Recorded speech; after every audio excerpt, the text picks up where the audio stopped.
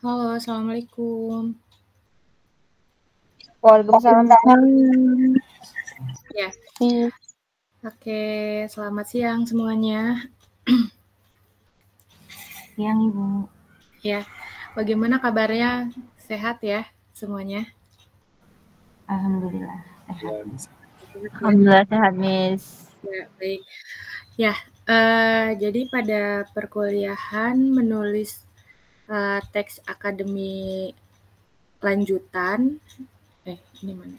Ya, pada siang hari ini ya, karena kita bertemu secara online ya, seperti biasa, berarti hari ini hanya penyampaian materi ya, seperti itu ya. Jadi penyampaian materi terlebih dahulu, nanti dilanjut dengan tugas seperti itu ya. Jadi sebagaimana yang telah pernah saya jelaskan ya pada awal perkuliahan.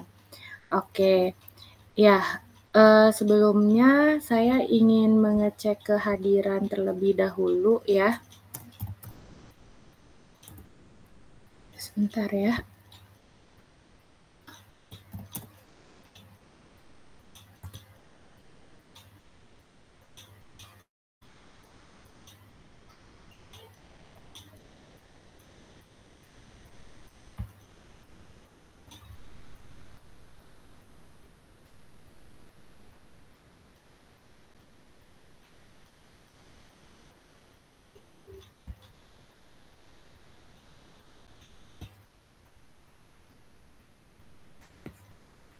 Oke, ya, saya mulai. Atalah, sudah hadir Atalah? Hadir, Bu. Ya, oke. Aura Desinta? Hadir, Bu. Oke. Cindy Aulia? Hadir Bu. Cindy, oke. Cindy Luciani? Hadir, Bu. Oke. Devin? Hadir, Bu. Pauline Eka? Pauline? Sudah ada Pauline?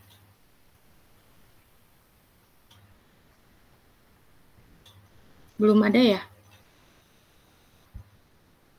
Oke, Pauline belum hadir.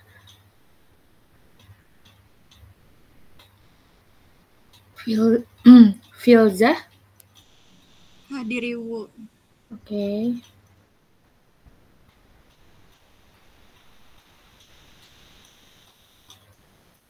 Ini gimana? Ya, Filza. Gary Respati? Hadir, Bu. Hadir. Oke. Happy Natalia? Hadir, Ibu. Oke. Ihlasya? Hadir Bu. Oke. Indah Lestari? Hadir, Ibu. Oke. Indri Saharani? Hadir.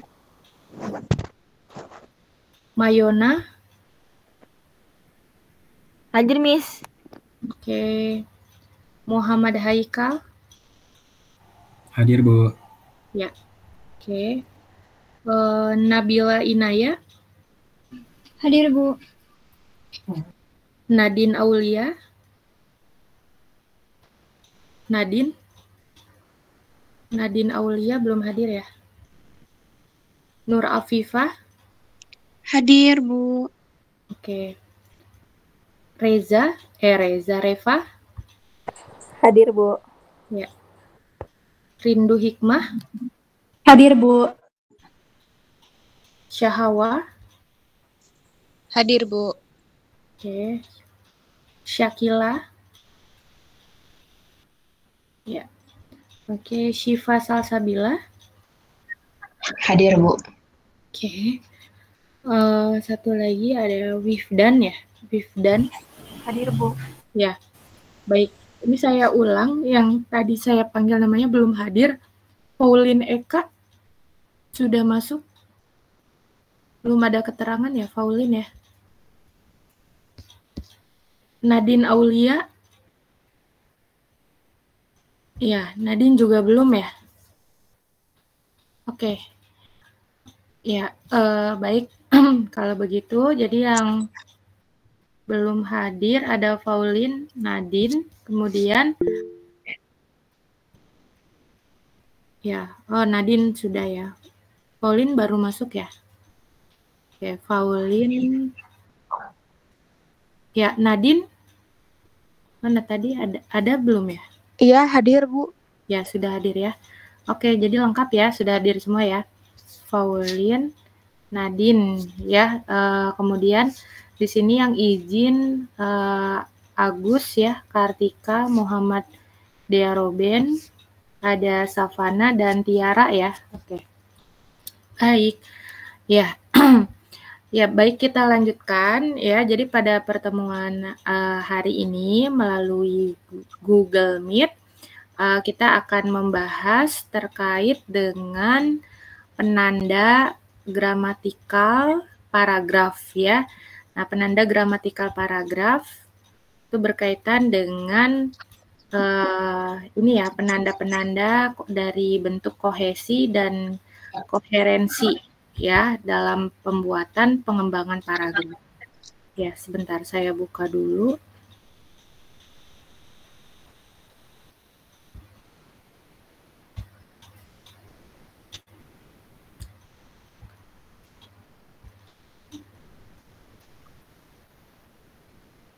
Oke, ini sudah terlihat? Sudah terlihat belum? Sudah, Miss. Sudah, Miss. Ini gerak? Gerak, Miss. Gerak. Oke, baik. Ya, jadi ini meneruskan dari materi pengembangan esai ya. Jadi terkait dengan jenis esai, bentuknya ya. Itu semua kan bermula dari paragraf ya. Nah, jadi dalam penulisan sebuah esai itu kan dibangun oleh paragraf ya, yang pasti ya seperti itu. Sebagaimana yang sudah kita diskusikan pada minggu lalu, bahwa satu buah teks ya, baik itu teks esai sebetulnya ya, teks berita, teks laporan, ataupun teks-teks jenis yang lain, itu terbentuk karena adanya paragraf. Jadi tersusun dari paragraf-paragraf itu sendiri. Nah, paragraf itu sendiri itu kan terbentuk dari rangkaian kalimat gitu ya.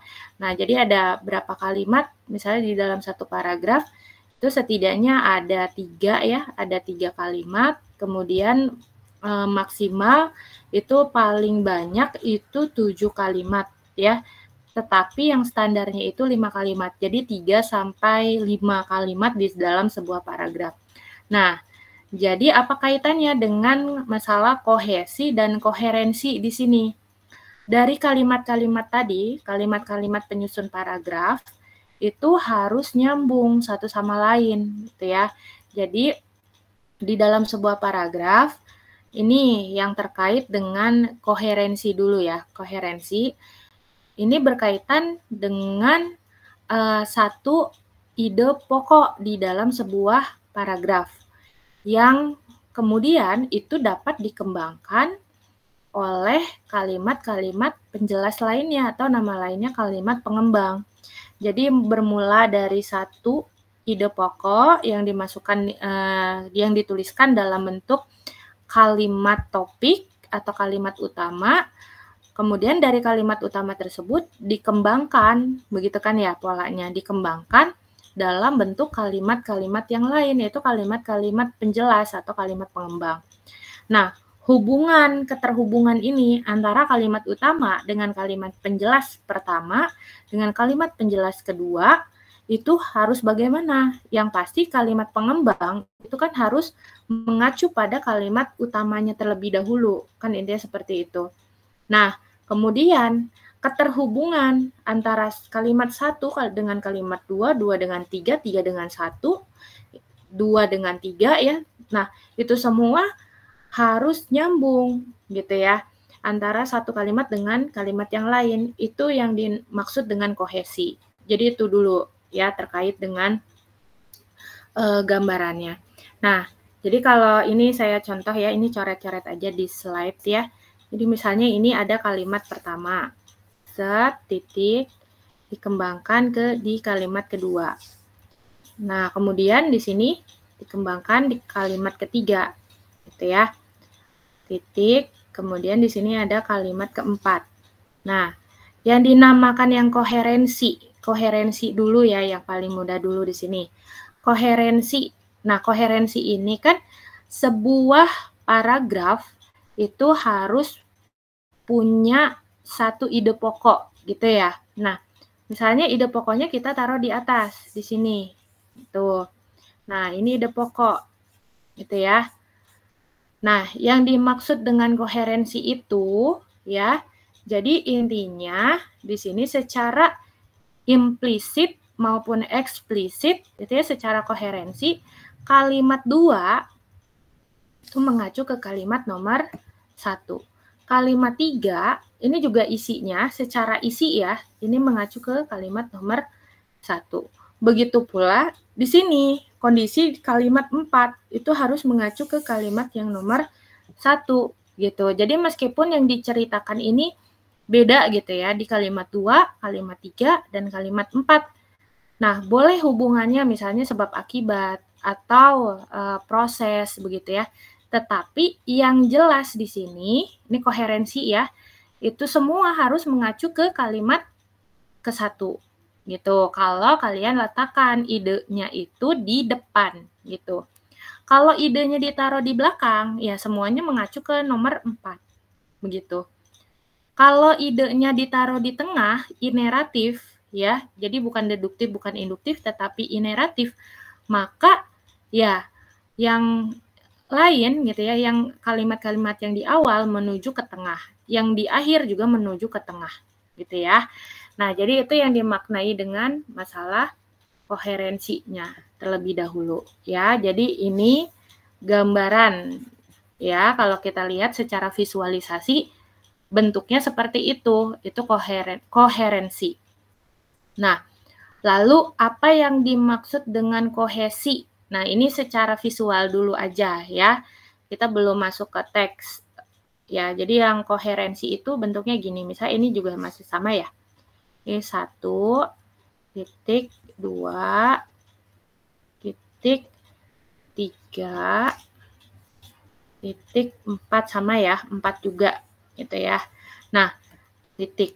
Nah, kemudian yang kohesi itu gimana maksudnya? Nah, misalnya di sini yang nomor 1 itu ada kata, misalnya ya, ada kata yang ditandai dengan ini. Misalnya katanya ini ada katanya PNJ. Gitu. Nah, kemudian di kalimat yang nomor 2 ada kata PNJ lagi, diulang, repetisi gitu ya. Nah, kemudian di sini yang nomor 3 kita gunakan kata penunjuk, misalnya tersebut gitu ya. Kemudian di yang nomor 4, nah misalnya kita gunakan konjungsi ya, oleh karena itu. Nah, jadi di sini ini terkait dengan kohesi. Nah, ini berkaitan sebetulnya dengan penanda secara gramatikal. Itu ya, penanda secara gramatikal terlebih dahulu. Nah, penanda secara gramatikal itu apa aja? Yang pertama, contoh itu adalah repetisi gitu. Ini kalau kita visualisasikan di kalimat nomor 1, misalnya PNJ merupakan salah satu perguruan tinggi vokasi di Indonesia. Titik. PNJ memiliki beberapa jurusan di bidang teknik, misalnya seperti itu.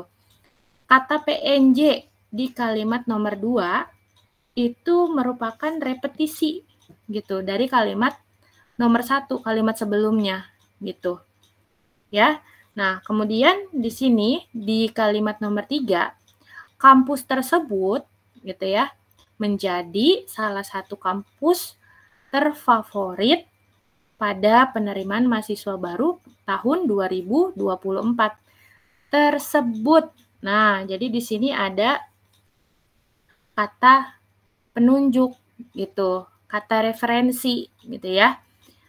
Nah, ini mengacu kemana? Ke PNJ kan. Nah, berarti di sini sebetulnya ini bisa mengacu ke kalimat yang nomor 2. Lalu di sini titik konjungsi lagi. Oleh karena itu, nah ada kata oleh karena itu, gitu ya. Oleh karena itu untuk apa? Hubungan sebab akibat, gitu ya. Nah, hubungan sebab akibat, nah ini biasanya mengacu ke kalimat yang sebelumnya gitu. Atau kalau misalnya akibat sebab, nah itu bisa juga polanya mengacu ke setelahnya atau ke sebelumnya. Ya, bergantung bagaimana cara kita menuliskan ya, begitu ya, hubungan tersebut ya.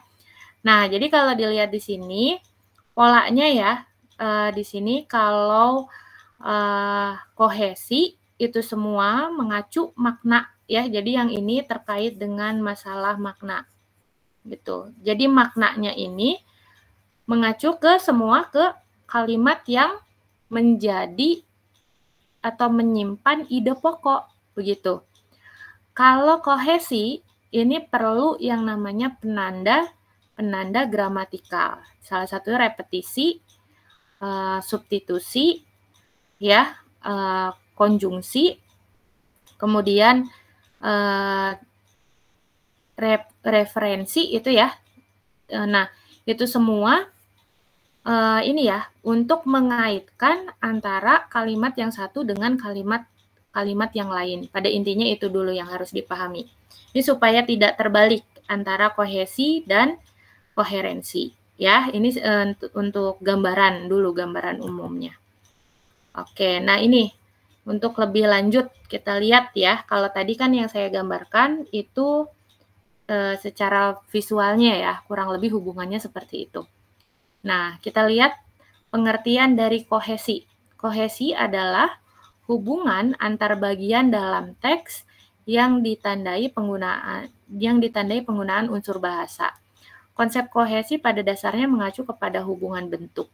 Artinya, unsur wacana, kata atau kalimat yang digunakan untuk menyusun suatu wacana memiliki keterkaitan secara padu dan utuh.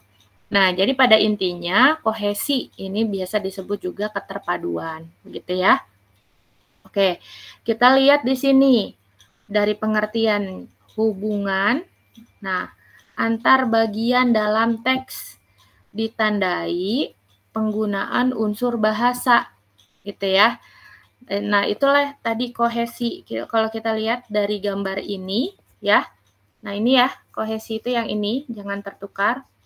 Nah, antar bagian pada teks, yaitu tadi 2 ke 1, 3 ke 2, 4 ke 3, begitu ya. Lalu yang berikutnya ditandai penggunaan unsur bahasa. Nah, tanda-tandanya apa? Kalau dari gambaran yang ini, yang tadi, misalnya unsur bahasanya itu ada kata ganti PNJ yang di-repeat gitu ya, yang direpetisi. PNJ di kalimat 1, PNJ di kalimat kedua tersebut untuk mengacu pada kata PNJ. Lalu di situ ada hubungan sebab akibat yang ditandai dengan adanya konjungsi oleh karena itu. Nah, itu yang disebut dengan penggunaan unsur bahasa. Itu pahami dulu ya, sampai situ dulu. Nah, yang berikutnya, konsep kohesi pada dasarnya mengacu kepada hubungan bentuk. Artinya, unsur-unsur wacana, kata atau kalimat yang digunakan untuk menyusun suatu wacana memiliki keterkaitan secara padu dan utuh. Ya, oke. Ya, di sini ada contoh. Ya, mungkin bisa tolong dibaca oleh Mayona. Ada Mayona? Ada Miss. Open Ya. cam nggak? Ya, nggak apa-apa off cam juga. Yang penting suaranya masuk. Ya, silakan. Oke. Contoh, listrik mempunyai banyak kegunaan. Orang tuaku berlangganan listrik dari PLN. Baru-baru ini tarif pemakaian listrik naik 25%, sehingga banyak masyarakat yang mengeluh. Akibatnya banyak pelanggan listrik yang melakukan penghematan. Jumlah peralatan yang menggunakan listrik sekarang meningkat. Alat yang banyak menyedot listrik adalah AC atau alat penyejuk udara. Di kantor-kantor sekarang penggunaan alat penyejuk udara itu sudah biasa, bukan barang mewah. Oke, jadi intinya kalau saya tanya ke Mayona, satu paragraf ini berbicara tentang apa? Listrik, tarif listrik. Betul, Yang naik listrik. 25%. Ya, tentang listriknya dulu ya. Berapa kali di sini kata listrik diulang? Apakah di setiap bagian ini selalu ada pengulangan kata listrik? Iya, Miss. Di yang mana ada aja? Setiap kalimat. Di kalimat 1. Kalimat ya. Kedua juga ada. Ketiga juga ada. Yang listrik naik 25%. Terus keempat juga ada. Ya. Kelima juga ada. Keenam ada. Keenam paling. Sampai 6. Ya, sampai 6 ya. Nah, jadi ini sebetulnya sebagai apa? Sebagai cara penulis agar paragraf ini kohesi begitu, padu. Dengan cara apa? Banyak pengulangan kata listrik. Jadi diulang lagi seperti itu ya. Tetapi kalau dari segi koherensi, apakah sudah nyambung? Apakah sudah mengacu pada satu inti ide dari keseluruhan isi paragraf? Nah, terkait dengan masalah kohesi, ini sudah oke, ya. Jadi ini tidak ada masalah, sudah oke dari masalah kohesi. Tetapi pertanyaannya, ketika kita lihat teks ini dari sudut pandang koherensi. Nah, tadi ketika saya tanya ke Mayona, di sini Mayona mengatakan lebih terkait dengan tarif listrik, gitu. Tetapi ketika kita lihat di akhir paragraf ini, coba nih, jumlah peralatan yang menggunakan listrik sekarang meningkat. Alat yang banyak menyedot listrik adalah AC, alat penyejuk udara. Di kantor-kantor sekarang penggunaan alat penyejuk udara itu sudah biasa, bukan barang mewah. Nah, terutama nih ya, yang bagian akhir ini nih. Nah, jadi 2 kalimat ini terutama itu sudah tidak mengacu ke masalah tarif listrik itu sendiri, gitu. Nah, lalu di awal itu juga ya, ini lebih ke arah apa? Banyak kegunaan dari listrik itu sendiri, tidak menyoroti tentang tarif gitu. Jadi kalau kita potong-potong si paragraf ini memiliki lebih dari satu ide pokok. Yang pertama, kegunaan listrik, yang kedua masalah tarif listrik, yang ketiga di sini peralatan yang memerlukan listrik, intinya kan seperti itu. Jadi kalau dibagi ini ada 3 ide pokok, sehingga meskipun secara kohesi ini memenuhi syarat, tetapi secara koherensi belum, begitu ya. Karena kalau tadi kita lihat kita balik lagi ke sini, ilustrasi sebelumnya, nah ini di kalimat kedua, 3, 4 itu harus mengacu ke ide pokoknya apa. Nah, sehingga kalau kita lihat di sini, satu contoh paragraf ini, seharusnya semuanya ini lebih bercerita terkait dengan banyak kegunaan dari listrik. Jadi kegunaannya gitu, bukan masalah tarif, bukan masalah alat, begitu. Paham ya sampai sini pola kohesi terlebih dahulu ya. Oke, baik, kita lanjutkan dulu. Terima kasih Mayona. Nah, jadi pada intinya contoh wacana yang tadi itu dikatakan kohesif ya, sudah kohesif. Karena menggunakan alat kohesi bentuknya pengulangan, yaitu tadi repetisi ya, jadi diulang beberapa kali. Namun paragraf tersebut masih tidak padu karena bagian-bagian paragraf itu tidak mempunyai kepaduan secara maknawi. Nah, kepaduan secara maknawi. Jadi, ya yang tadi yang telah saya jelaskan bahwa di sini terdapat 3. Jadi ada 3 masalah di sini ya di dalam satu paragraf ini, gitu ya. Oke. Nah, yang berikutnya ini terkait dengan masalah koherensi. Jadi koherensi itu sendiri keterkaitan antara bagian yang satu dengan bagian yang lainnya sehingga kalimat memiliki kesatuan makna yang utuh. Nah, jadi kalau diperlihatkan yang tadi ini ya terkait dengan masalah koherensi. Nah, makna yang dilihat adalah makna, bukan penanda-penanda seperti repetisi, begitu ya, atau konjungsi atau kata gantinya, tetapi lebih ke arah makna. Nah, berarti kalau dari paragraf yang ini, paragraf sebelumnya, ya kalau kita sedang menyelami ya permasalahan mengenai kegunaan dari listrik, jangan membicarakan hal-hal yang lain, itu ya. Pada intinya seperti itu dulu. Itu terkait dengan koherensi ya. Jadi memiliki kesatuan makna yang utuh, artinya di dalam sebuah paragraf itu hanya boleh memiliki satu ide pokok atau satu gagasan utama. Oke. Ya, kita lanjutkan di sini. Tolong dibaca oleh Gary. Ada Gary? Ada, Ibu. Ya, Gary. Tolong dibaca Gary. Yang kalimatnya aja, Bu, contohnya. Ya, yang contoh. Buah apel adalah salah satu buah yang sangat tidak diragukan kelezatan rasanya. Menurut beberapa penelitian, di balik kelezatan dari rasa buah apel, ternyata juga mengandung banyak zat-zat yang bermanfaat bagi kesehatan tubuh kita. Buah apel memiliki kandungan vitamin, mineral, dan unsur lain seperti serat, fitokimian, boron, tanin, asam tartar, dan lain sebagainya. Dengan kandungan zat-zat tersebut, buah apel memiliki manfaat yang dapat mencegah dan menanggulangi berbagai penyakit. Berikut ini adalah beberapa manfaat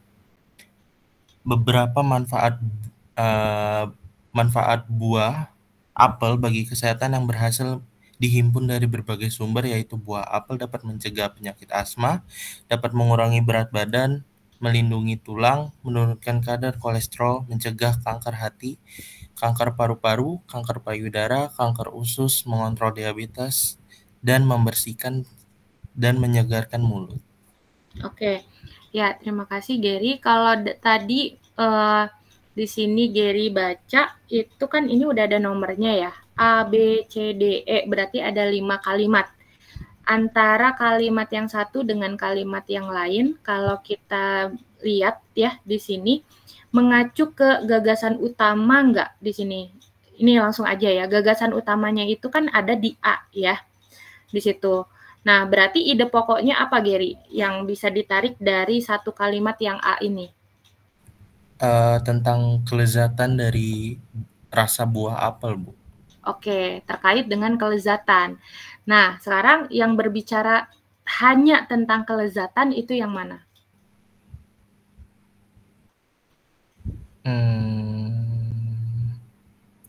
Kalau yang C itu kan tentang isi kandungan apelnya. Kalau D itu tentang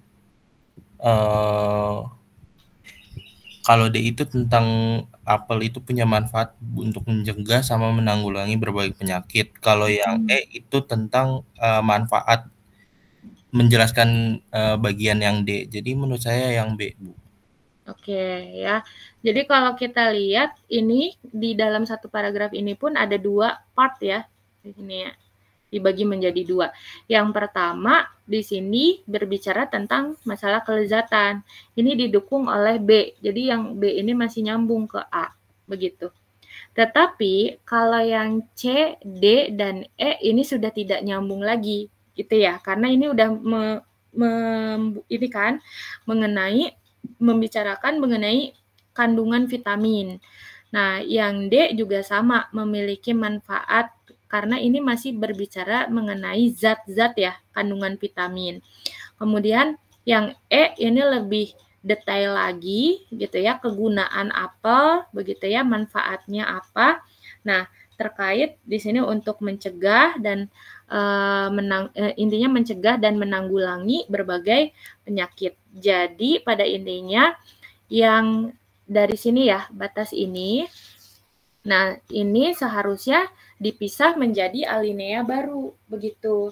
Kenapa? Karena secara makna koherensi itu sudah tidak nyambung gitu. Jadi lebih baik kalau ini dijadikan sebuah teks ini dipecah menjadi 2 paragraf. Nah, namun berdasarkan syarat minimal jumlah kalimat di dalam sebuah paragraf yang A dan B ini karena hanya terdiri dari 2 kalimat, berarti ini masih kurang begitu. Kalau yang C, D, E ini sudah memenuhi untuk menjadi sebuah paragraf begitu ya. Jadi lebih baik kalau memang ini diperbaiki itu ya, jadi dipecah menjadi 2 alinea ya. Jadi ada alinea yang terdiri dari kalimat A, B plus kurang C ya, intinya seperti itu, kurang 1 kalimat. Nah, kemudian di alinea berikutnya ini khusus terkait dengan kandungan vitamin pada buah apel yang di sini dijelaskan oleh D dan E, intinya seperti itu. Ya, jadi dari koherensi ini dulu konsep awalnya ya.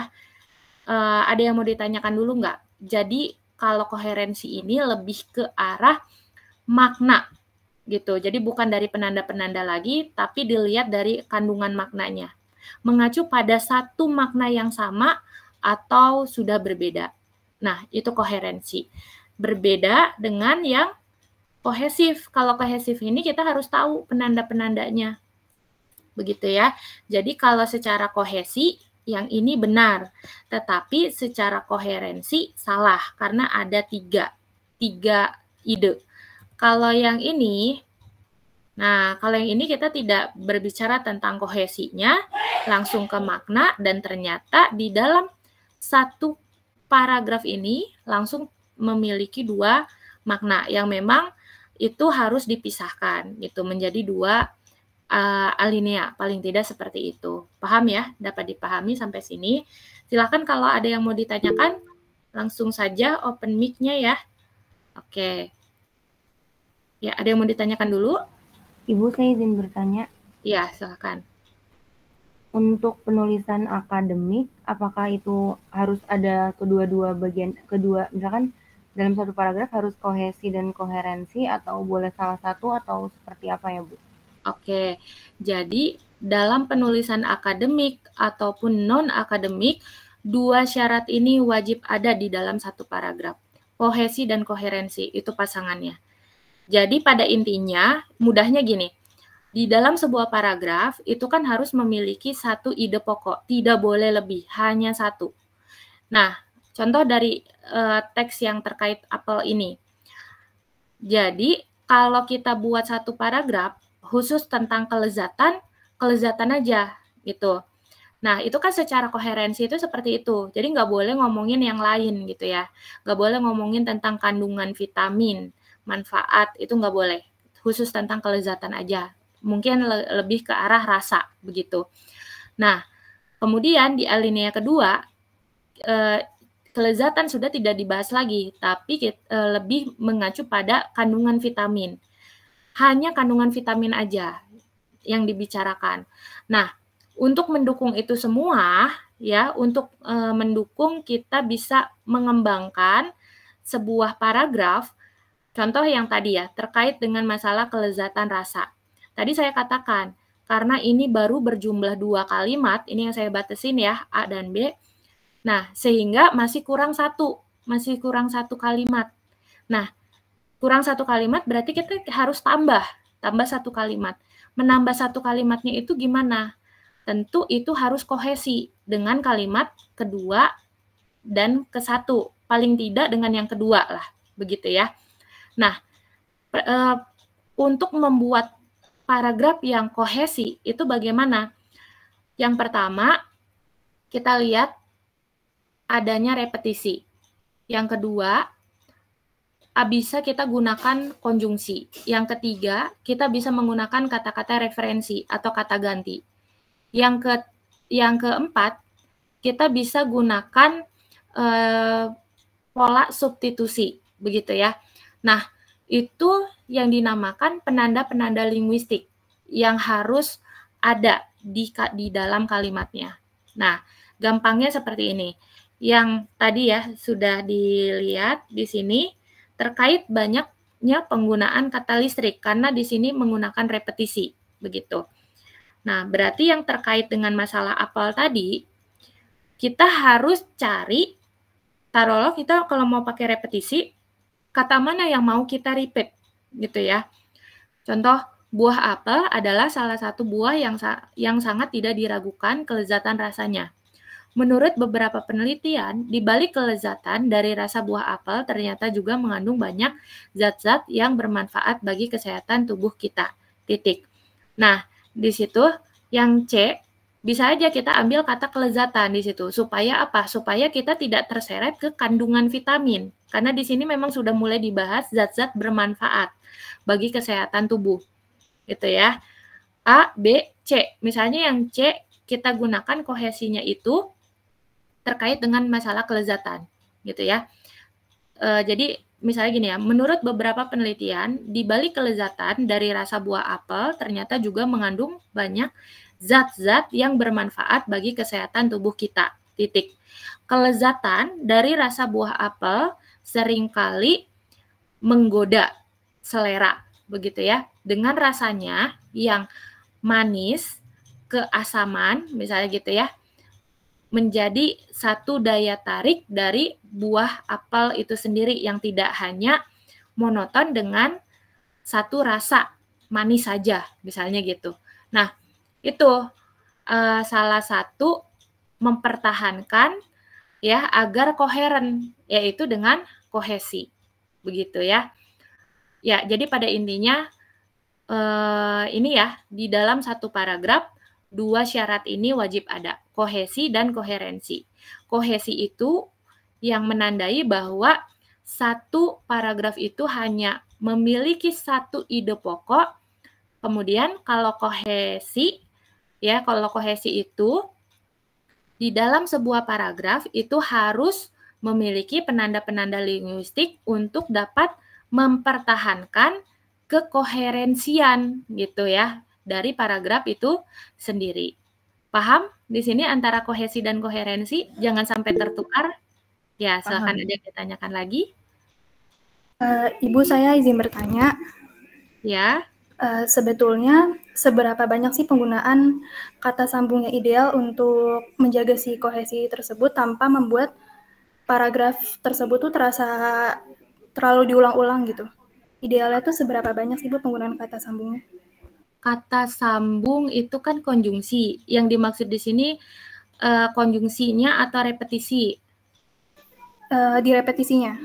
Nah, repetisi ya. Ya, jadi di sini kan ini contoh listrik, listrik, listrik, listrik, listrik gitu ya. Nah, jadi sebetulnya kalau jumlah ideal itu ya berapa kali boleh direpet itu tidak ada ya jumlah ketentuan seperti itu. Tetapi di sini untuk mengurangi rasa jenuh dari pembaca begitu ya. Nah, itu kita bisa menggunakan teknik yang lain yang tadi saya sebutkan. Misalnya kata listrik ini kita ganti menggunakan bukan repetisi ya, tetapi dengan kata referensi. Kata referensi itu bisa anafora, ada katafora gitu ya. Jadi bisa ini, itu, tersebut, begitu. Atau bisa juga kita substitusi gitu ya.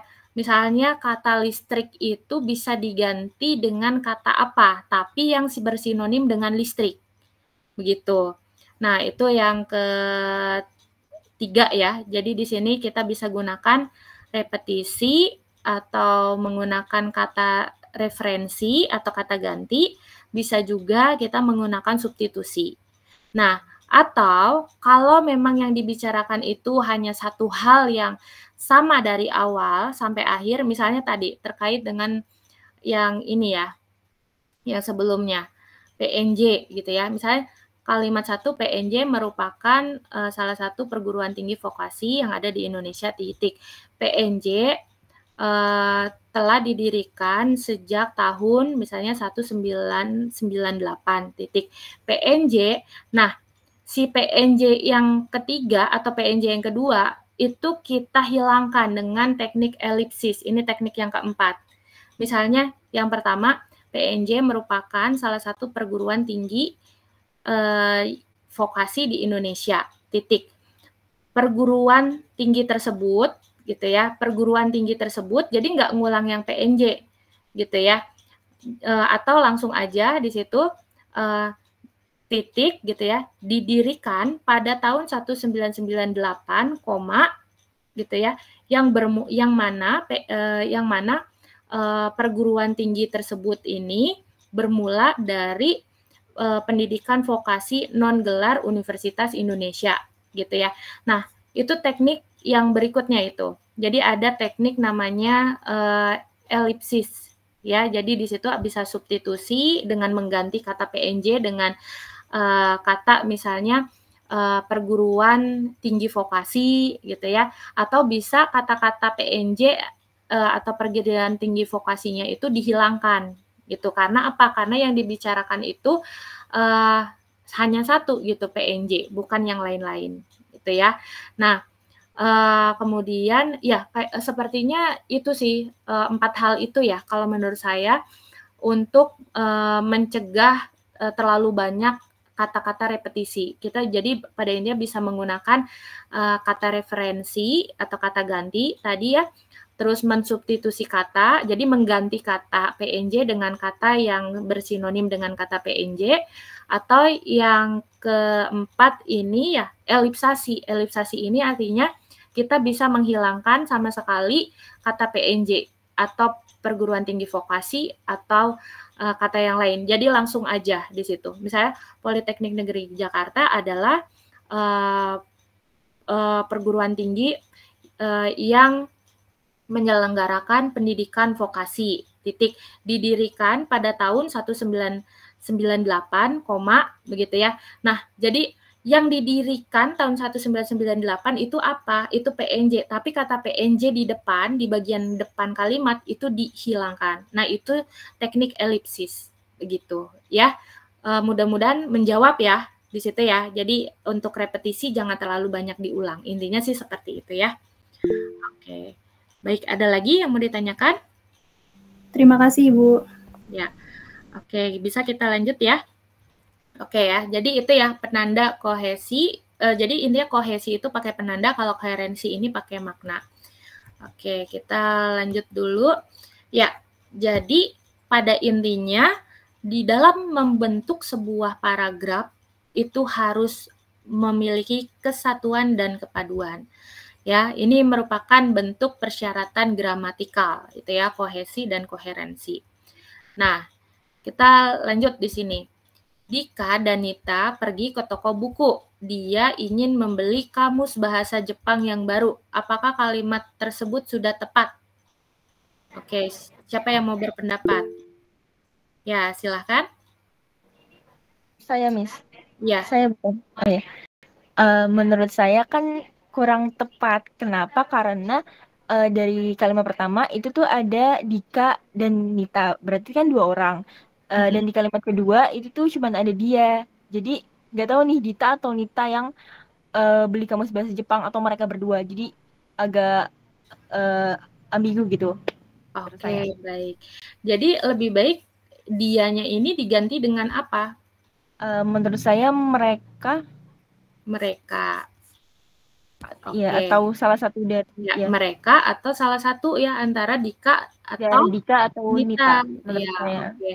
Nah, yang ini bentuk seperti ini contoh dari penggunaan dari kata referensi, kata ganti gitu. Ini yang tadi saya katakan. Jadi kayak kata PNJ itu diganti dengan ini, tersebut, nya begitu ya. Jadi kata ganti ya, kata referensi. Jadi di sini ini kalimat ini masih salah. Kenapa? Karena yang di depan itu Dika dan Nita. Kita tidak repetisi Dika dan Nita, tetapi kita ganti menggunakan kata ganti mereka. Begitu ya. Oke, ini menjadi salah satu cara kalian untuk menandai apakah si paragraf tersebut itu kohesi. Begitu, itu dulu ya. Ini penanda-penanda seperti ini. Oke, yang berikutnya ini tolong dibaca oleh Nadine, ada? Halo, Nadine, ada Nadine? Ya. Ya, silakan dibaca Nadine. Sekarang di Riau amat sukar mencari terubuk. Jangankan ikannya, telurnya pun sulit diperoleh. Kalaupun bisa diperoleh, harganya melambung selangit. Maka dari itu ada kecemasan masyarakat nelayan di sana bahwa terubuk yang spesifik itu akan punah. Oke, pertanyaannya Nadine, apakah kalimat-kalimat tersebut sudah tepat dalam penggunaannya? Yang dibicarakan di sini tentang apa, Nadine? Tentang terubuk, udah langka. Ya, terubuk. Yang langka ya, amat sukar, begitu ya. Nah, kemudian penanda kohesinya di kalimat kedua apa? Bentuk apa? Jangankan ikannya, telurnya pun sulit diperoleh.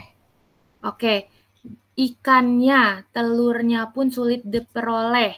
Nah, berarti di sini ada akhirannya. Menurut Nadine-nya ini mengacu ke apa? Terubuknya. Ya, jadi pada intinya di sini, meskipun kata terubuk nggak diulang di kalimat yang kedua, tapi masih nyambung gitu. Dengan menggunakan yang namanya ini adalah kata referensi. Ya, kata referensi atau kata gantinya itu untuk dia. Dia itu berarti sudut pandang orang ketiga, gitu ya. Nah, berarti di sininya mengacu ke sini, ke terubuk. Bisa aja sebetulnya penulis ini langsung menjelaskan gini, sekarang di Riau amat sukar mencari terubuk. Jangankan ikan terubuk misalnya ya, telur terubuk pun sulit diperoleh. Bisa aja gitu ya. Tetapi ini menggunakan referensi begitu ya. Jadi dihilangkan si kata terubuknya. Kemudian yang kalimat ketiga Nadine, yang mana kohesinya?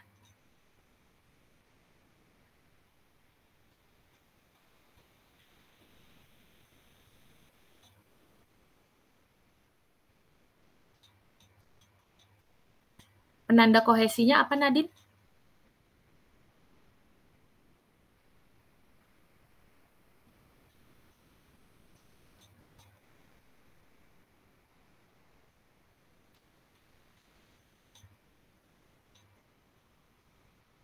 Halo? Nadine ada?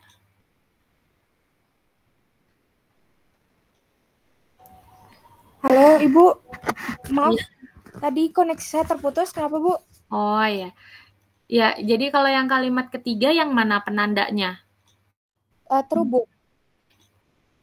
Kalimat ketiga.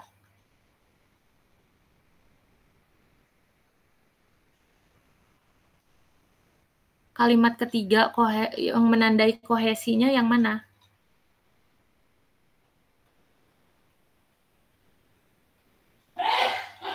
Yang mana di situ?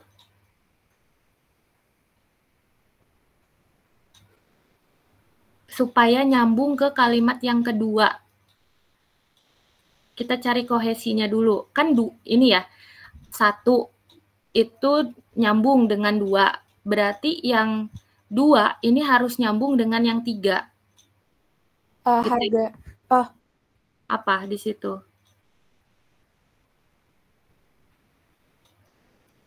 Kecemasan masyarakat. Bukan. Yang ketiga. Ini loh 3. Ini kan 4. Ini 1. 1 itu dari sini nih. Sampai sini 1. Oh, harganya. Nah, berarti apa di situ? Kohesinya. Harganya. Bukan dong. Di situ ada kata ya apa? Penandanya. Kalau harga kan itu udah beda cerita sebetulnya. Tapi di sini saya ingin penanda kohesinya. Yang tadi itu yang kalau nggak repetisi, kata ganti. Kalau nggak kata ganti, substitusi. Substitusi itu artinya yang bersinonim tapi bisa diganti dengan kata yang lain atau elipsasi. Nah, di kalimat yang ketiga yang mana? Yang ada nggak kata yang menandai ini jadi nyambung dengan kalimat kedua?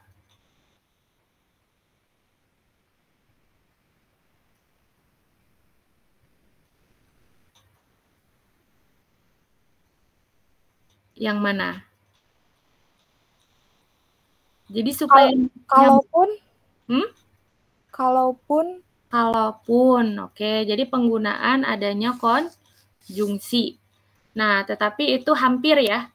Oke, kalau begitu di sini kalaupun bisa diperoleh. Ada nggak yang maknanya itu mengacu ke kalimat yang nomor 2? Dari yang nomor 3 ini.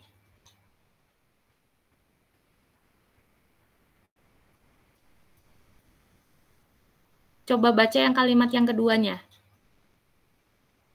Jangankan ikannya, telurnya pun sulit diperoleh. Lanjut. Kalaupun bisa diperoleh, harganya... Stop. Kalaupun bisa diperoleh, berarti di situ pakai apa?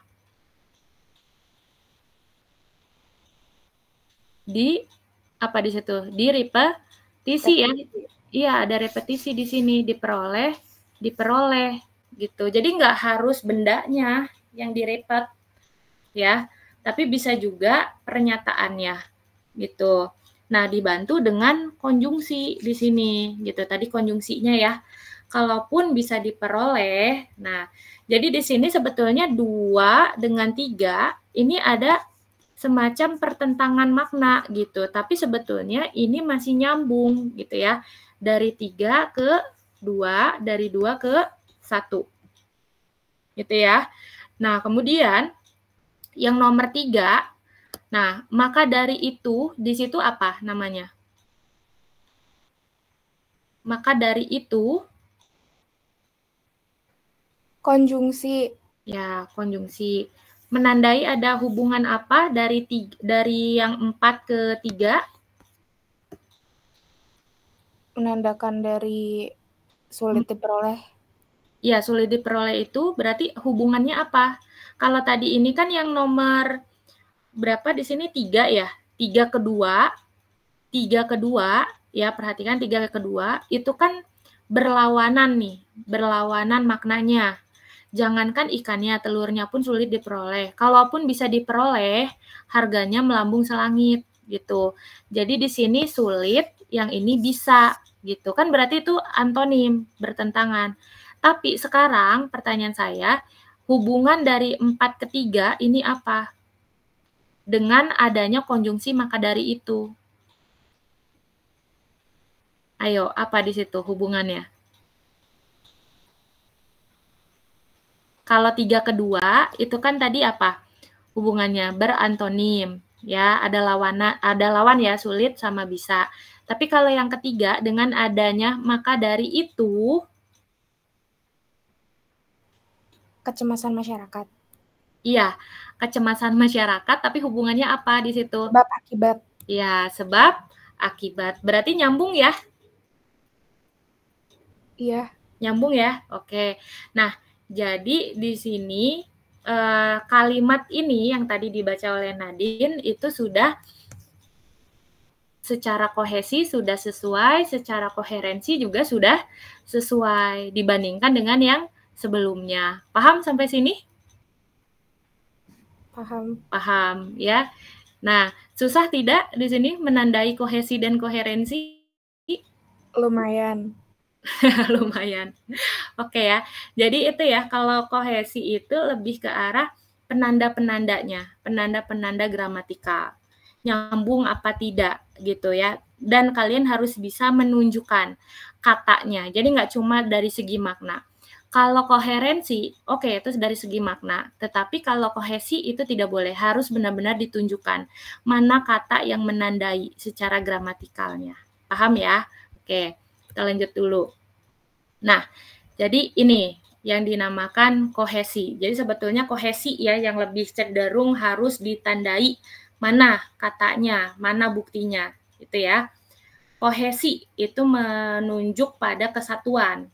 Kesatuan itu sendiri itu apa? Kesatuan itu sendiri ya tadi kalau di satu paragraf itu harus punya satu ide pokok, itu kesatuannya. Nah, untuk mengacu ke satu ide pokok itu, maka kan harus ada apa di sini? Strategi dalam menulis. Dengan cara apa? Dengan cara kohesi ini, gitu ya. Nah, dengan apa tanda-tandanya di sini? Yaitu ada dua, ada kohesi secara leksikal, ada kohesi secara gramatikal. Kohesi secara leksikal itu ada apa aja? Ada tadi yang udah disebutkan contohnya, ada repetisi. Repetisi itu jadi pengulangan kata. Dari kalimat ke satu diulang di kalimat kedua, dua diulang kalimat ketiga, tiga diulang di kalimat keempat, empat diulang tadi kayak yang listrik tadi gitu ya. Lalu hiponim. Nah, hiponim di sini jadi ada istilahnya gini ya, ada payung istilahnya ya, ada payung istilahnya, kemudian di bawahnya itu ada kata-kata yang khusus atau bisa dikatakan kata umum, kata khusus gitu. Ya misalnya kita mau ngomongin tentang apa? Kendaraan gitu ya. Misalnya gini, pada tahun 2024 pemerintah sudah mulai gencar ini ya mengurangi emisi gas yang disebabkan oleh kendaraan, titik gitu. Nah, kata kendaraan itu adalah kata-kata yang umum gitu, ya. Itu hiponim. Nah, hipernim ya, hipernim itu anggota dari kendaraan. Itu ada apa aja? Misalnya ada bus, mobil atau ya, mobil, terus ada motor, kereta, pesawat, gitu ya, kapal. Nah, itu hipernim. Tapi hiponimnya, ya, hiponimnya itu tetap kendaraan. Nah, jadi kalau kita buat teks, itu kan kadang seperti itu. Misalnya, pada tahun 2024, pemerintah gencar, gitu ya, untuk mengurangi emisi gas yang diakibatkan oleh kendaraan, gitu, atau yang bersumber dari kendaraan, titik. Nah, kendaraan yang paling banyak menyumbangkan gitu adalah jenis kendaraan bermotor gitu ya. Nah, lalu dari kendaraan bermotor itu jenis yang paling banyak di perkotaan itu apa? Misal kalau di Indonesia misalnya motor gitu, bukan mobil tapi motor misalnya gitu, atau seimbang motor dan mobil. Nah, lalu kita bicarakan nih tentang motornya dulu apa tentang mobilnya. Nah, itu teknik penulisan secara leksikal dengan hiponim, bukan dengan repetisi, gitu ya. Jadi dari umum ke khusus, atau bisa juga dibalik, gitu ya, sebaliknya. Jadi dari hipernimnya dulu, dari motor, mobil, terus apa gitu ya, itu adalah penyumbang gas gitu ya, emisi gas begitu ya, yang berbahaya gitu ya, atau penyebab polusi udara yang terbesar di kota Jakarta misalnya gitu. Nah, itu teknik hiponim gitu ya. Jadi menggunakan istilahnya kita jelaskan dulu dari kendaraan baru ke jenis-jenis kendaraan. Itu. Jadi itu hiponim, teknik kohesi leksikal secara hiponim.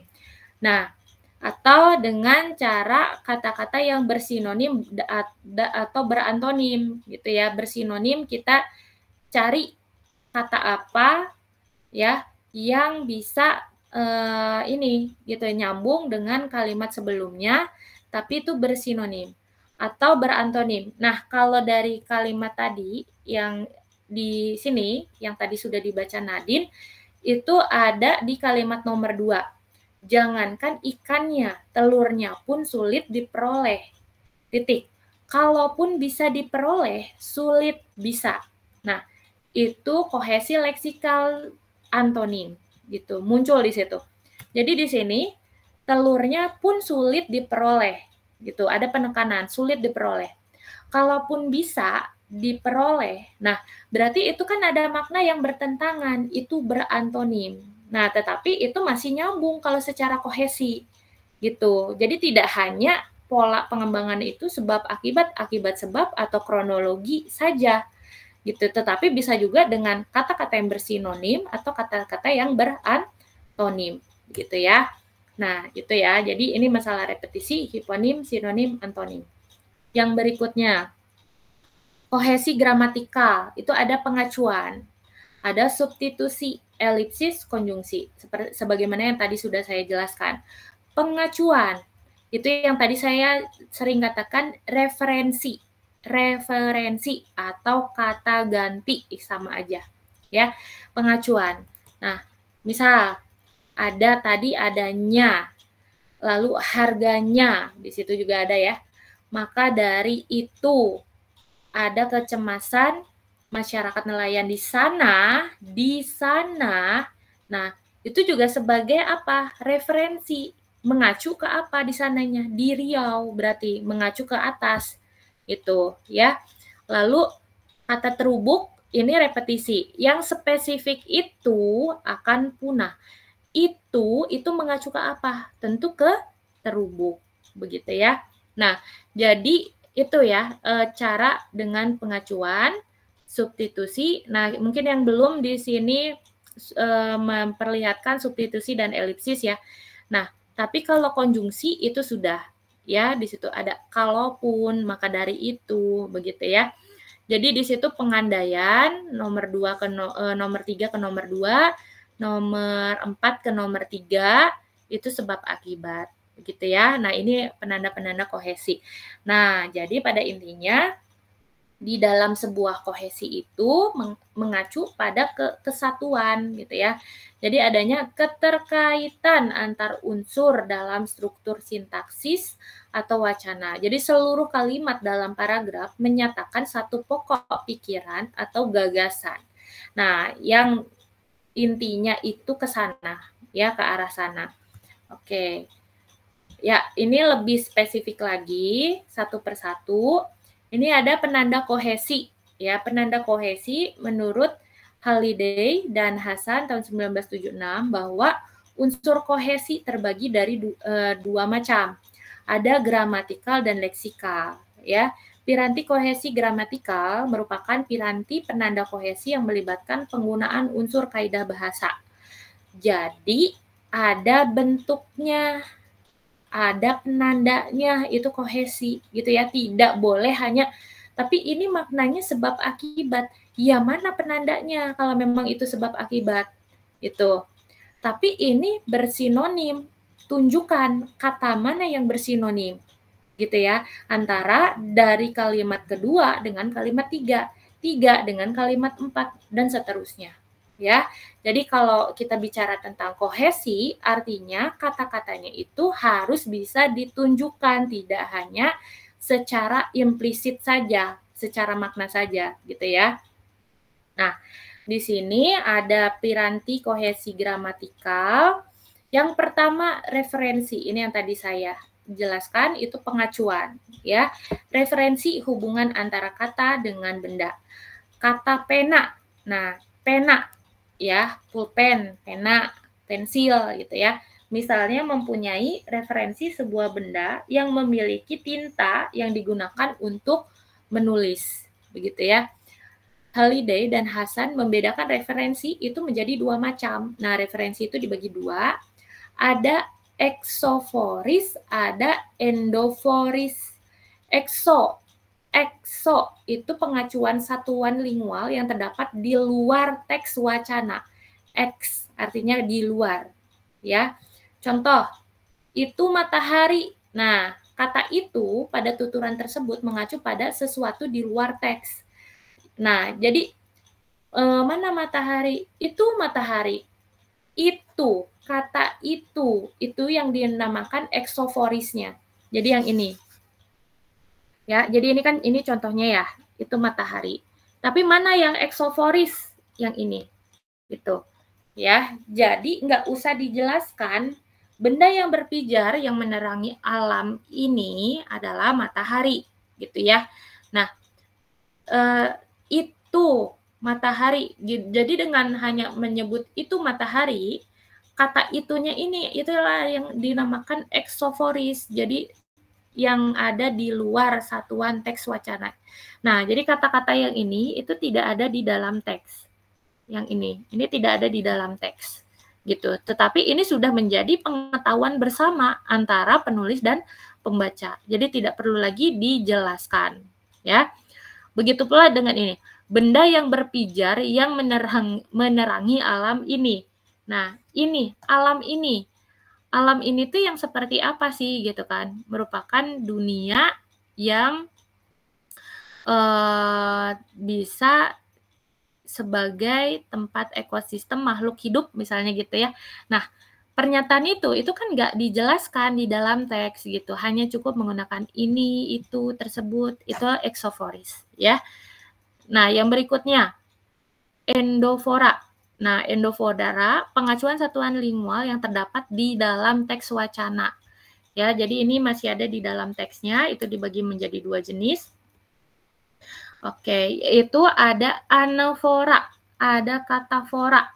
Ya, anafora satuan lingual yang disebut lebih dahulu, ada pada kalimat yang lebih dulu, mengacu pada kalimat awal atau yang sebelah kiri. Oke, nah misal gini, hati Adi terasa berbunga-bunga. Dia yakin Jannah menerima lamarannya. Nah, di sini ini ada kata Adi gitu. Dia, nah ini kalau diteruskan ya nulisnya tetap di sini dia gitu ya. Nah, ini yang dimaksud dengan anafora. Si dia ini mengacu ke sini, ke Adi. Begitu ya. Itu satuan yang disebut dengan satuan lingual. Gitu. Kata dia pada kalimat B mengacu pada kata Adi. Intinya begitu ya. Katafora. Nah, kalau katafora ini sebaliknya. Jadi, satuan lingual yang disebut setelahnya mengacu pada kalimat yang sebelah kanan.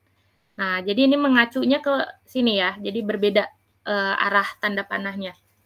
Contoh, karena bajunya kotor, Gani pulang ke rumah. Siapa yang bajunya kotor? Itu adalah Gani. Itu ya. Nah, nya di sini ini katafora ke kata Gani. Gitu. Oke, untuk anafora katafora bisa dipahami? Gimana? Ada yang mau ditanyakan? Jelas ya? Anafora, katafora. Oke, kalau tidak ada yang ditanyakan, kita lanjut dulu. Ya, jadi jangan sampai tertukar anafora, katafora ya. Yang berikutnya, substitusi. Nah, substitusi atau penggantian. Ini yang tadi juga saya jelaskan. Jadi kata gantinya kita harus tahu apa yang sesuai untuk mengganti kata tersebut. Jadi jangan sampai istilahnya itu salah dalam menggantikannya, gitu ya. Nah, jadi di sini penggantian, penyulihan suatu unsur wacana dengan unsur lain yang acuannya tetap sama dan hubungannya antar bentuk kata, bentuk lain yang lebih besar daripada kata seperti frasa atau klausa. Penggantian dapat berupa kata ganti orang, kata ganti tempat, kata ganti suatu hal. Contoh, di sini kata ganti orang yang merupakan kata yang dapat mengganti nama orang atau beberapa orang. Contoh, Nurul mengikuti Olimpiade Matematika. Ia mewakili Kalimantan Selatan. Nah, di sini Nurul dan Ia. Nah, sebetulnya ini hampir mirip dengan yang ini. Ya, referensi gitu ya, referensi yang bagian anafora. Ya, jadi di sini kata Ia gitu ya, ia mengacu ke sini, ke Nurul, begitu ya. Nah, tetapi tidak hanya itu saja ya, di sini juga bisa juga kata ganti tempat. Contoh di sini, Kabupaten Pasir merupakan penghasil minyak terbesar di Kalimantan Timur. Di sana, nah di sana ini mengacu ke mana? Ke Kabupaten pasir. Nah, jadi di sini banyak terdapat pabrik sawit sebagai alat untuk mengolah buah sawit menjadi minyak mentah. Gitu ya. Oke, itu substitusi, penggantian. Nah, di sini juga bisa dalam pemakaian bahasa untuk mempersingkat suatu ujaran yang panjang yang digunakan lagi dapat dilakukan dengan menggunakan kata ganti hal. Ya, contoh pembukaan UUD 1945 dengan jelas menyatakan bahwa Pancasila adalah dasar negara. Dengan demikian, Pancasila merupakan nilai dasar. Nah, demikian ini mengacu ke apa? Ke dasar negara, begitu. Demikiannya. Pancasila merupakan nilai dasar yang normatif terhadap seluruh penyelenggara negara Republik Indonesia. Begitu ya. Oke, nah jadi pada intinya ini ya, di dalam bentuk substitusi atau penggantian, di sini kita bisa melakukannya untuk kata ganti orang, kata ganti tempat, kata ganti untuk suatu hal, begitu ya. Oke, sampai sini ada yang mau ditanyakan? Silahkan. Terkait dengan substitusi. Atau bisa juga sebetulnya substitusi itu ya ini ya. Misalnya Jepang adalah negara yang sangat maju dan modern ya dalam pengembangan teknologi titik. Negeri Sakura tersebut. Nah, Jepang diganti dengan negeri Sakura, begitu. Itu juga sama, itu menggunakan substitusi juga, begitu ya. Oke, nah yang berikutnya elipsis penghilangan ya. Jadi di sini proses penghilangan kata atau satuan kebahasaan merupakan penggantian unsur kosong zero untuk unsur yang sebenarnya, tetapi sengaja dihilangkan. Gitu ya, ini tadi ya, kalau diulang-ulang terus bosan ya dalam penulisannya, sehingga ya udah dihilangkan aja. Yang penting dengan catatan yang dibicarakan itu hanya satu hal gitu. Misal kalau lagi ngomongin tentang PNJ ya ngomong aja tentang PNJ, tapi nggak diulang lagi. PNJ adalah bla bla bla titik, PNJ adalah bla bla bla, PNJ adalah nggak yang bolak-balik gitu sebut lagi kalau memang masih satu hal yang sama yang dibicarakan gitu ya. Contoh, Tuhan selalu memberikan kekuatan, ketenangan ketika saya menghadapi saat-saat yang menentukan dalam penyusunan skripsi ini. Nah, saya mengucapkan terima kasih Tuhan. Nah, di sini kata sayanya itu ya dihilangkan. Jadi langsung aja terima kasih Tuhan, yang ininya enggak diinikan. Itu ya. Tidak diucapkan ini gitu. Jadi ada hal-hal yang dihilangkan, itu pelepasan. Yang berikutnya di sini dalam kohesi yang berikutnya itu ada konjungsi.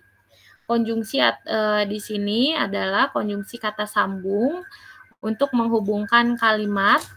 Nah, jadi di sini ada yang menandai urutan waktu. Misalnya setelah itu, sebelum itu, sesudah itu, lalu, kemudian, akhirnya, waktu itu, sejak itu, ketika itu. Nah, contoh, Ani memberi sambutan di kantor wali kota Balikpapan. Setelah itu, dia berkunjung ke Pulau Kumala. Nah, jadi di sini supaya ada hubungan gitu ya antara kalimat satu dengan kalimat kedua. Itu dengan urutan waktu. Atau di sini bisa juga dengan hubungan pilihan. Pergi ke pasar lama atau ke pasar baru, begitu ya. Nah, jadi di sini ada kata atau, ya. Kalau yang tadi kan ada setelah itu. Yang berikutnya, serasian. Keserasian digunakan apabila dua buah ide atau proposisi menunjukkan hubungan yang selaras atau sama. Nia sangat dermawan. Demikian juga dengan ibunya. Nah, berarti ibunya ini juga apa? Ya, ibunya itu sama dengan Nia. Gitu. Berarti mereka ini adalah orang yang dermawan. Itu ya. Nah, ini ketidakserasian. Nah, jadi di sini sebaliknya dari yang serasi. Nyasar di Martapura, padahal saya sudah melihat penunjuk jalan. begitu ya. Jadi di sini ada yang tidak serasi ya, dia nyasar padahal dia udah melihat penunjuk jalan. Seharusnya kan ini ya, kalau melihat penunjuk jalan artinya dia tidak kesasar gitu. Tapi dia nyasar, berarti ini ada sesuatu yang crash, yang tidak cocok. Nah, ini ditandai dengan kata padahal gitu. Kalau serasian tadi demikian juga gitu ya. Nah, yang berikutnya piranti jelasan. Nah, piranti jelasan di sini untuk menjelaskan pikiran, perasaan, peristiwa, keadaan suatu hal. Lanjutan. Nah, misalnya gini, yang dimaksud Braille adalah sistem tulisan dan cetakan untuk orang buta. Kata adalah, jadi ini piranti jelasan atau biasa kita sebut dengan definisi. Adalah, merupakan, yaitu, yakni. Nah, itu semua masuk ke piranti jelasan gitu. Oke, yang berikutnya di sini ada piranti kohesi leksikal yang berupa kata frasa bebas yang mampu mempertahankan hubungan kohesif dengan kalimat mendahului atau mengikuti. Menurut Rentel tahun 1986, piranti kohesi leksikal terdiri atas 2 macam. Ada reiterasi, pengulangan, atau yang kita sebut sebagai repetisi. Ya, boleh dicatat. Reiterasi atau repetisi, cara menciptakan hubungan yang kohesif. Jadi diulang, tadi itu yang kayak teks yang tadi listrik itu diulang kan berkali-kali. Kolokasi, ini suatu hal yang selalu berdekatan atau berdampingan dengan yang lain, biasanya diasosiasikan sebagai kesatuan, gitu ya. Nah, ini kalau kolokasi, ya di sini, ya kalau kolokasi di sini, ini pada intinya di sini kan ya selalu berdekatan atau berdampingan dengan yang lain, biasanya diasosiasikan itu sebagai kesatuan. Ini contoh ini ya, misal ada kata warna gitu ya. Warna di sini berkolokasi misalnya dengan kata hitam. Gitu. Jadi ketika kita jelaskan warna, nah warna gelap, ya warna gelap itu di dalam kalimat berikutnya, misalnya kita jelaskan bukan warna gelap, tetapi hitam, begitu. Ini memiliki kecenderungan sama-sama. Nah, ini memiliki warna yang ini terkait dengan sesuatu yang misalnya di sini taruhlah ini ya, sesuatu yang misterius gitu. Jadi di sini ada asosiasi gitu ya. Warna gelap dengan hitam itu punya nilai asosiasi apa? Itu menjadi sesuatu yang misterius, misalnya gitu ya. Itu kolokasi contohnya. Oke, nah itu ya tadi penanda-penanda dari kohesi. Nah, kita lanjut ke koherensi. Oke, sebelum kita lanjut ke koherensi, adakah yang mau ditanyakan dulu untuk bagian yang kohesi? Belum ada? Baik, kalau belum ada kita lanjut dulu ke koherensi, keserasian hubungan timbal balik antar kalimat yang membentuk suatu paragraf. Nah, ini ditandai dengan apa? Nah, jadi di sini sebetulnya ditandai ya dengan tata aturan dalam makna, begitu ya. Proporsi yang terselubung. Jadi makna, intinya sih makna ya yang diinterpretasikan, tindakan ilokusinya dalam membentuk sebuah wacana. Proposisi di dalam suatu wacana dapat membentuk suatu wacana yang runtut, koheren, meskipun tidak terdapat pemarkah penghubung kalimat yang digunakan. Contoh, guntur kembali bergema dan hujan menderas lebih hebat lagi. Gitu ya. Guntur kembali bergema dan hujan menderas lebih hebat lagi. hati darsa makin kecut.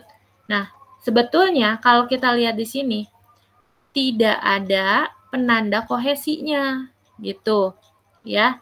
Tidak ada apa sih di sini penanda kohesi dari A dan B. Tetapi kalau secara makna yang terselubung gitu ya. Di sini ada kata kecut. Hati gitu ya. Ini ya, diperdalam maknanya ini dengan apa? Dengan guntur yang kembali bergema dan hujan menderas. Jadi sesuatu situasi yang mendukung bagaimana perasaan hati darsa saat itu. Kan intinya seperti itu, ya. Nah, jadi intinya itulah koherensi ya. Biarpun tidak terdapat pemarkah hubungan yang jelas antara kalimat A dan B, tiap pembaca akan menafsirkan makna mengikuti kalimat. Ya, jadi adanya hubungan semantik antara kalimat-kalimat itu biarpun tidak terdapat pemarkah eksplisit yang menyatakan hubungan tersebut. Ya, jadi di sini kan nggak ada konjungsi, nggak ada repetisi yang bentuk-bentuk seperti itu. Tetapi sebetulnya A sama B ini saling adanya keterkaitan antara A dan B. Oke, nah jadi itu ya, itu terkait dengan koherensi. Jadi intinya pintar-pintar kalian mencari makna yang terselubung, begitu ya. Oke, nah itu terkait kohesi-koherensi. Kita lanjut di sini sedikit saya ingin jelaskan terkait dengan jenis-jenis paragraf. Jadi di sini nanti kalian mungkin bisa lebih eksplor lagi gitu ya, terkait dengan jenis-jenis paragraf. Jadi paragraf itu dibagi beberapa jenis, ada berdasarkan isi, berdasarkan fungsi, ada berdasarkan letak gagasan utama. Jadi ada 3, dibagi menjadi 3 bagian utama. Berdasarkan isi itu ada eksposisi. Apa eksposisi itu? Jadi ekspos dari kata ekspos. Ya, sebentar ya, azan dulu sebentar.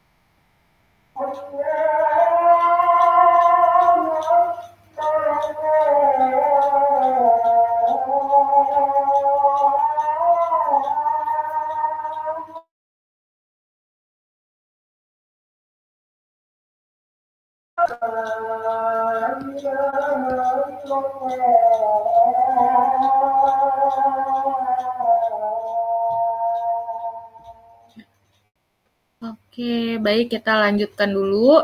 Nah, jadi di sini jenis paragraf itu juga dibagi menjadi 3 ya.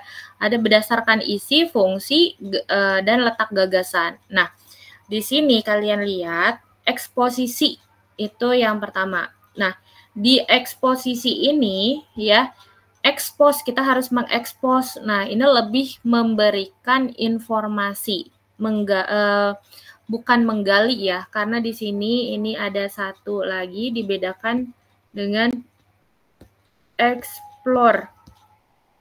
Nah, eksplorasi ya. Jadi ada eksposisi, ada eksplorasi.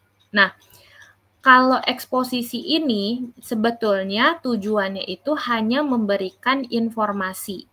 Ya, jadi di sini kalau kalian misalnya membaca contoh ini teks berita gitu ya, kan di situ harus mencakup 5W plus 1H begitu ya. Yang diberitakan apa, peristiwanya apa, korbannya siapa, pelakunya siapa gitu ya. Nah, jalan cerita penyelesaiannya bagaimana gitu. Itu eksposisi. Lalu ada juga eksposisi yang memang di dalam bentuk paragrafnya itu hanya memberikan definisi saja gitu. Jadi misalnya kalimat atau paragraf adalah bla bla bla. Menurut ahli A, paragraf ini. Menurut ahli B, ini. Jadi paragraf itu definisinya ini. Nah, itu adalah eksposisi definisi. Lalu ada juga eksposisi mengekspos proses gitu ya. Jadi ada pertama, kedua, seterusnya, lalu sebelumnya begitu ya. Nah, jadi itu ada proses gitu ya. Bisa juga eksposisi riset. Nah, ini ya sebagaimana yang minggu lalu sudah saya jelaskan, kalau yang terkait dengan riset, ini jadi hasil riset penelitian, tetapi diceritakan secara populer begitu ya, dalam bentuk seperti pemberitaan begitu. Nah, yang berikutnya berita peristiwa itu juga masuk ya, eksposisi juga. Kemudian eksposisi laporan. Nah, misalnya kalian harus membuat laporan kegiatan magang. Nah, itu tolong dibuat dalam bentuk artikel. Nah, jadi paragrafnya ini itu berupa laporan peristiwa atau kejadian selama magang. Nah, tapi dalam bentuk paragraf eksposisi begitu ya. Yang berikutnya ada deskripsi. Kalau deskripsi ini hanya menggambarkan saja begitu. Jadi tanpa ada unsur 5W1H. Jadi lebih ke bagaimana warnanya, bagaimana bentuknya, ukurannya, begitu ya, spesifikasi lah, ini seperti itu. Jadi memancing indera penglihatan, pendengaran, perasa, begitu ya, dari penulis ya, supaya sampai pada pembaca. Persuasi ini jadi pertama harus ada data-data yang mencukupi, lalu berikan argumentasi, baru mengajak begitu. Nah, sedangkan yang argumentasi itu sebetulnya dia ya mirip dengan persuasi, tapi tidak secara langsung gitu ya mengajaknya. Jadi di sini dua-duanya baik persuasi atau argumentasi itu memang lebih cenderung berat ke ininya ya, ke objek ke bentuk subjektif dibandingkan objektif. Kenapa? Karena memang di situ mereka berargumen gitu ya. Jadi harus ada argumen di dalam paragraf persuasi dan argumentasi. Nah, ada juga yang berbentuk narasi. Nah, narasi ini berarti harus ada tokoh, setting tempat, waktu, kejadian, kemudian itu ya, biasa ada klimaks, permasalahannya apa, lalu ada peleraian begitu ya. Nah, lalu di sini ada satu lagi ya, eksplorasi. Explore berarti di sini menggali lebih dalam lagi daripada berita eksposisi begitu. Misalnya di sini kalian menjelaskan eksposisinya ini telah terjadi banjir di Cibinong, Bogor misalnya gitu ya. Nah, kalau membuat eksplorasi itu peristiwa banjir itu bermula dari apa dan bagaimana, itu dieksplor benar-benar begitu. Kalaupun ada kutipan-kutipan penelitian dan lain sebagainya, itu bisa cenderung dijelaskan pada teks eksplorasi begitu ya, paragraf eksplorasi. Oke, kalau berdasarkan fungsi ini sudah pernah saya jelaskan ya, ada bagian pembuka, isi, penutup, penghubung. Nah, yang berikutnya dari letak ya, letak gagasan utama ada deduktif, induktif, enumeratif, campuran di sini ya. Nah, kalau ini deduktif, induktif, enumeratif, campuran. Kalau deduktif itu letak gagasan utamanya ya, deduktif itu ada di awal ya, di sini ada di awal. Kalau induktif berarti itu ada di akhir. Nah, enumeratif sendiri itu ada di tengah-tengah ya. Jadi yang ini semua ngacu ke sini, ini ngacu ke sini. Nah, yang ini dua ini mengacu ke tengah, begitu enumeratif. Beda lagi kalau campuran. Kalau campuran itu ada di awal, ada di akhir. Sebetulnya yang di akhir ini hanya penegasan dari apa yang sudah dibicarakan di bagian awal, gitu ya. Oke. Ya, jadi pada intinya di sini ada contoh juga dari segi penalaran paragraf, itu ya. Jadi ada deduktif, induktif. Ini yang pertama, deduktif menarik kesimpulan, prinsip khusus berlaku fakta-fakta. Ya, jadi dari umum ke khusus itu tadi udah saya jelaskan, bentuknya itu umum khusus, gitu ya. Nah, jadi di sini masyarakat Indonesia konsumtif dikarenakan adanya perubahan arti sebuah kesuksesan dan kegiatan imitasi dari media-media hiburan menampilkan gaya hidup konsumtif sebagai prestasi sosial dan penanda status sosial, gitu ya. Itu contoh deduktif. Nah, contoh yang lain macam penalaran deduktif ada silogisme, suatu proses penarikan kesimpulan secara deduktif. Silogisme disusun dari dua proposisi, pernyataan dan konklusi. Antimem, penalaran deduksi secara langsung dan dapat dikatakan pula silogisme, premisnya dihilangkan dan tidak diucapkan, begitu ya. Nah, letak kalimat utama di awal paragraf, cirinya diawali dengan pernyataan umum. Jadi yang tadi hiponim kendaraan, nah yang berikutnya itu menjelaskan tentang pertama motor, kedua mobil, ketiga misal kendaraan lainnya. Diakhiri dengan penjelasan tentu saja. Kalau induktif ini sebaliknya ya. Jadi yang pentingnya ini di bawah, bukan di bagian atas. Jadi ini terbalik dari khusus ke umum, begitu. Nah yang berikutnya induktif itu sendiri bisa dengan cara generalisasi. Kenapa? Karena kalau generalisasi itu ini ya sesuatu yang spesifik kemudian digeneralisasikan, begitu ya. Tentu itu menjadi ciri khas dari induktif. Oke, jadi letak kalimat utama di akhir paragraf, diawali dengan uraian, paragraf induktif diakhiri dengan simpulan. Oke, nah ini yang penting itu adalah tugas kelompok. Nah, jadi cari lagi ya pada tugas kelompoknya ini. Silakan kalian berkelompok, pakai kelompok yang sebelumnya. Nah, ini cari sebuah wacana oleh setiap kelompok, amati dan analisis penggunaan penanda gramatikal, kohesi dan koherensi yang ada dari setiap wacana tersebut. Ya, jadi ini bukan kohesi gramatikal aja. Berarti kohesi penanda kohesi leksikal ya. Leksikal dan gramatikal. Dan juga leksikal. Jadi dua ya. Jadi ada penanda kohesi gramatikal dan juga leksikal. Leksikal itu repetisi, hiponim, sinonim, antonim, gramatikal, pengacuan, substitusi, elipsis, dan konjungsi. Dicari penandanya, berarti kata-katanya itu harus dibuat daftar, ya, di list begitu ya. Oke, nah ini pembagiannya, pembagian tugasnya. Penanda koherensi yang harus diamati juga harus disertai dengan bukti penanda dan contohnya. Nah, yang berikutnya ini yang nomor 4, memang di sini yang kohesi itu kan ada tanda-tanda secara bahasaan. Kalau yang koherensi itu tadi ya bentuknya itu terselubung maknanya. Tetapi di situ kalian harus bisa menandai yang maknanya itu misal hubungan sebab akibat itu ditandai dengan kata yang mana dan yang mana. Itu karena memiliki hubungan makna apa. Kalau ini ya, kalau koherensi. Misalnya hari hujan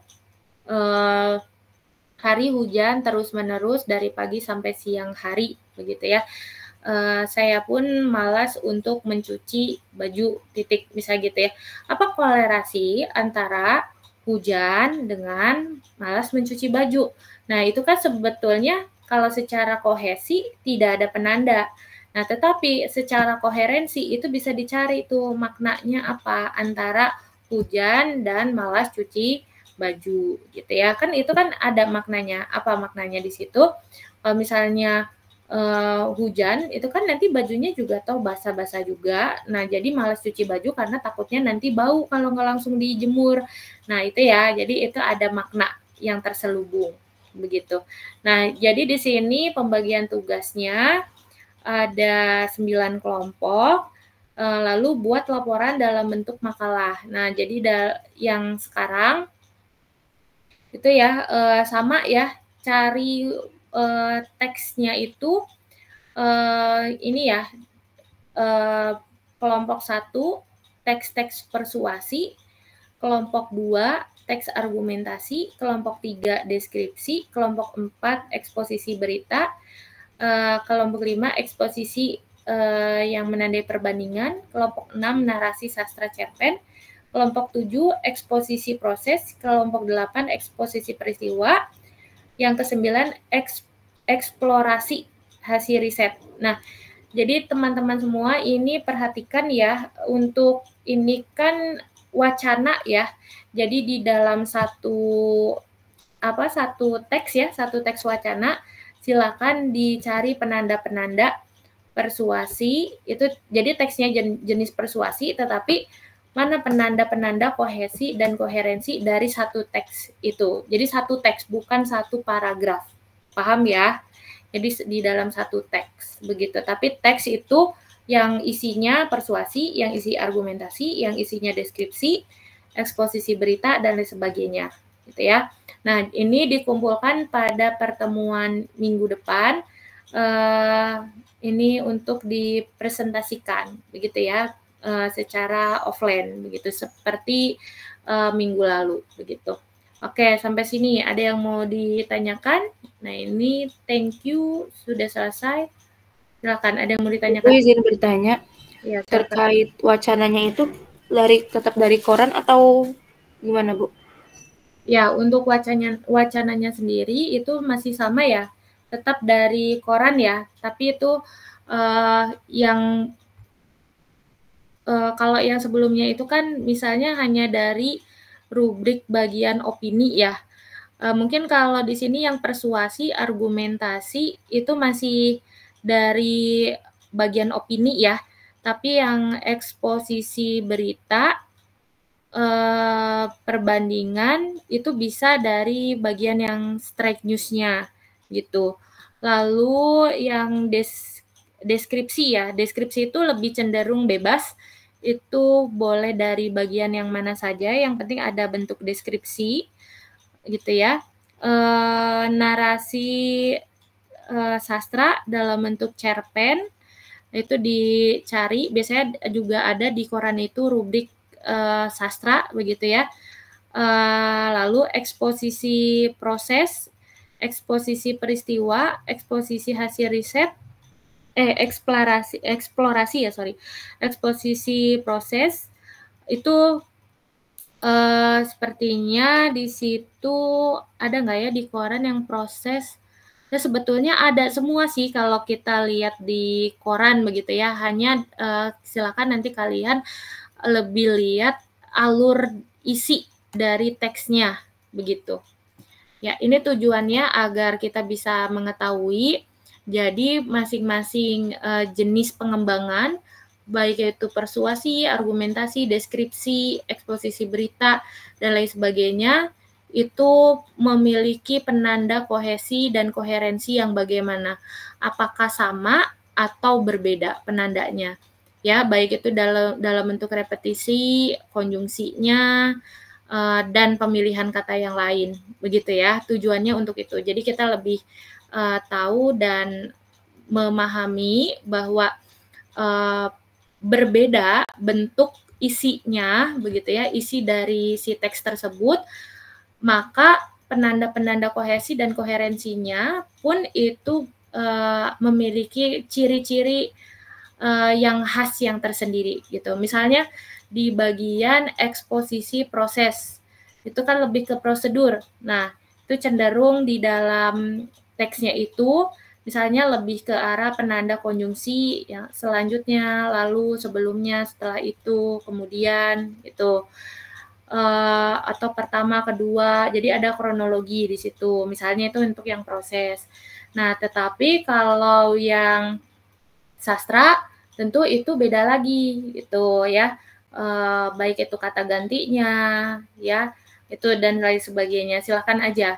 Nanti kalian lebih eksplorasi lagi terkait dengan penanda kohesi dan koherensi. Ya, jadi pada intinya sih itu ya, untuk mencari tahu penanda-penanda kohesi dan koherensi yang ada pada teks. Nah, ini tolong laporannya dibuat dalam bentuk makalah. Ya, makalahnya ini bebas ya, yang penting ada 3 bagian, 3 bab ya. Yang pertama bagian tentu pendahuluan, yang kedua bagian isi, yang ketiga bagian penutup simpulan, begitu ya. Jangan lupa disertakan referensi.